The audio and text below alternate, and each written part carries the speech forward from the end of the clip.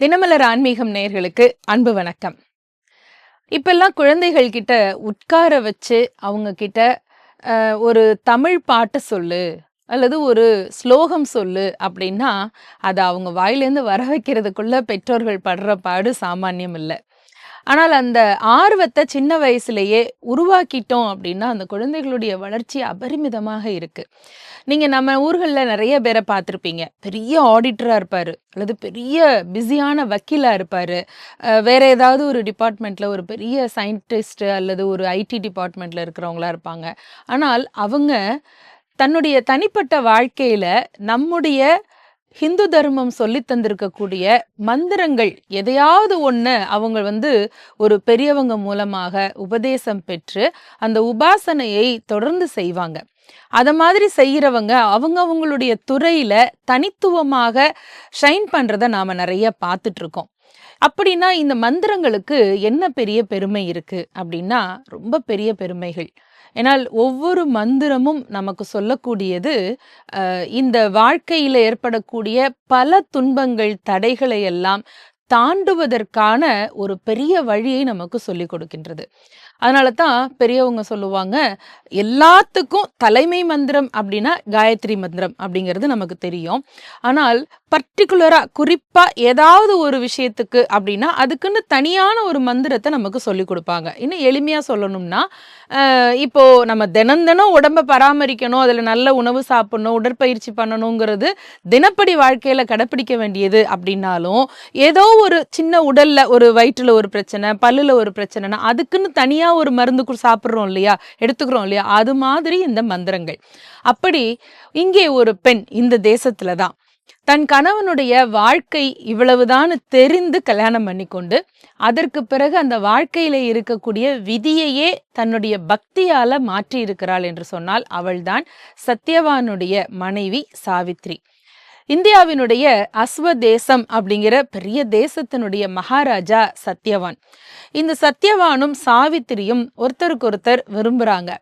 மனதால் ஒருவரை விரும்பிய பிறகு அவரைத்தான் வாழ்க்கை கணவராக ஏற்றுக்கொண்டு கடைசி வரைக்கும் வாழ வேண்டும் என்கின்ற பதிவிரதா கொள்கையை சாவித்ரி மனதிலே வரித்து கொள்ளுகிறாள். அது மாதிரி அவள் கல்யாணத்துக்கு தயாராகிற பொழுது சத்யவானை பற்றிய ஒரு பெரிய உண்மை அவளுக்கு தெரிய வருது. என்னன்னா, சத்யவானுடைய ஆயுள் பாதியிலேயே முடிந்து விடும் அப்படிங்கிற பயங்கரமான ஒரு அதிர்ச்சியான உண்மை அவளுக்கு தெரிய வருது. கல்யாணம் முடியுது, கல்யாணம் முடிஞ்சாச்சு. ஆனால் கணவனுடைய உயிர் எப்போ வேணாலும் போகும் அப்படிங்கிற ஒரு ரெண்டுங்கட்டான நிலைமை சாவித்திரிக்கு. என்ன செய்யறது அப்படின்னு அவ யோசித்த பொழுது அனுசுயை அப்படிங்கிற அத்திரி முனிவருடைய பத்தினி, அவளுடைய அந்த நட்பு அவளுக்கு கிடைக்கிறது. அனுசுயா தேவியிடம் சென்று அவள் தன்னுடைய மனக்குறையை சொல்லுகின்றாள். அனுசுயா தேவி மனம் இறங்கி அவளுக்கு ஒரு மந்திர உபதேசத்தை தருகின்றார்கள். அனுசுயா தேவி பெரிய பதிவிரதை. மந்திர உபதேசம் என்று சொன்னால் அவள் சொன்ன அந்த மந்திரம் தேவியினுடைய மந்திரம்.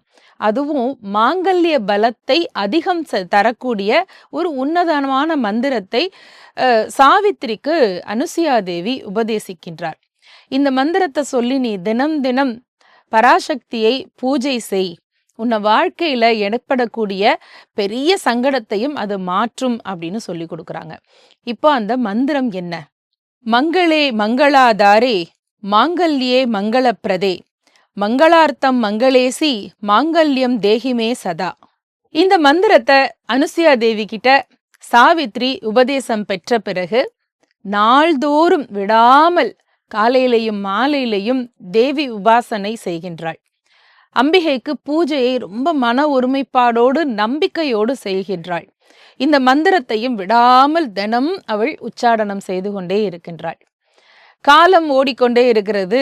சத்யவானுடைய உயிரை யமதர்மன் பறிக்கக்கூடிய அந்த நேரம் வந்துருச்சு. ஒரு இடத்துல போய் சத்யவான் உட்கார்ந்திருக்கிறான். எந்த ஒரு இதுவும் இல்லாமல் யமதர்மனுடைய அந்த கிங்கரர்கள் அவனுடைய ஆன்மாவை பறிக்கிறாங்க அப்படின்னு இவளுக்கு தெரிய வருகிறது. பார்க்கிறாள், கணவன் அப்படியே கிடக்கிறான். இப்போ மேலோகத்துக்கு போன யமதர்மனோட பின்னாடியே பூத உடலோடு சாவித்திரி போகின்றாள். இது எங்கேயாவது நடக்குமா? மனிதர்களாக பிறந்த எல்லாருக்குமே ஆன்மா தேவலோகத்துக்கு போறதே பெருசு. ஆன்மா மட்டும் பிரிகிற பொழுது அது பித்ருலோகத்துக்கு தான் போகும். பிறகு அவர்களுடைய பாவ புண்ணியத்திற்கு ஏற்பத்தான் சொர்க்கத்துக்கு போறதா, நரகத்துக்கு போறதா, திரும்ப என்ன பிறப்பா பிறக்கிறது, அதுல என்னென்ன பாடெல்லாம் படுறது அப்படிங்கிறதெல்லாம் அவங்களுடைய கர்மாவை வச்சு பகவான் முடிவு பண்ணுவார். இதையும் தாண்டி மோட்ச உலகத்துக்கு போறது, பகவானுடைய பாதார விதங்கள்ல சென்று போய் சேருவது அப்படிங்கிறதெல்லாம் எப்பவோ கோடியில ஒரு ஆன்மாவுக்கு தான் அப்படி ஒரு பெரிய பாக்கியம் கிடைக்கும். ஆனால் இந்த சாவித்திரி என்ற மானிட பெண் மனித உருவத்தோடவே யமதர்மன் போகிற பொழுது அவன் பின்னாலேயே தேவலோகத்திற்கு போகின்றாள். யமதர்மனோடு அவளுக்கு வாக்குவாதம் ஏற்படுகிறது. இந்த வாக்குவாதம் உலக பிரசித்தி பெற்றது, எல்லாருக்கும் தெரியும். யமதர்மன் இல்லம்மா, விதிப்படிதான் செய்திருக்கின்றேன் என்று அவளிடம் வாக்குவாதம் செய்கிறார்.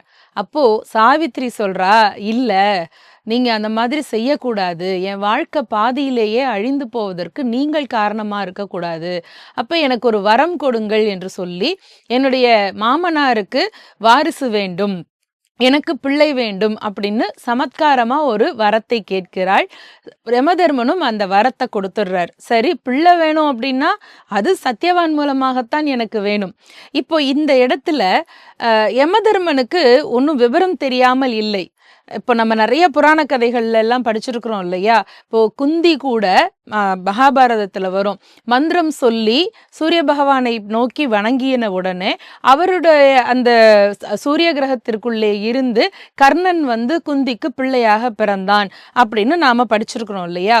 ராமாயணத்திலையும் பாரதத்திலையும் நிறைய கதாபாத்திரங்கள் தேவேந்திரர்களுடைய அம்சமாக வந்து அவதரித்த அந்த வரலாறுகளை எல்லாம் நாம நிறைய பார்த்திருக்கிறோம். இது மாதிரி ஏதாவது ஒரு வகையில யமதர்மன் சாவித்திரிக்கு அருள் பண்ணியிருக்கலாம் இல்லையா? ஆனால் சாவித்திரியினுடைய அந்த மன விருப்பம் என்ன அப்படின்னா சத்தியவானை உயிர்ப்பித்து எழுப்புவது மட்டும்தான். அவள் அப்பதான் விவாதம் செய்கின்றாள். தேவி பராசக்தியினுடைய மாங்கல்ய அந்த மந்திரத்தை நான் உச்சாடனம் செய்திருக்கின்றேன், நீங்கள் எனக்கு வரம் தரவில்லை என்றால், அல்லது என் கணவனை உயிர்ப்பித்து தரவில்லை என்றால் தேவியை நீங்கள் நிந்தித்த அபவாதத்திற்கு ஆளாவீர்கள் அப்படின்னு ஒரு மிரட்டுறா. சத்தியவானுக்கும் சாவித்திரிக்கும் ஏற்பட்ட அந்த வாக்குவாதம் எல்லாருக்கும் தெரியும்.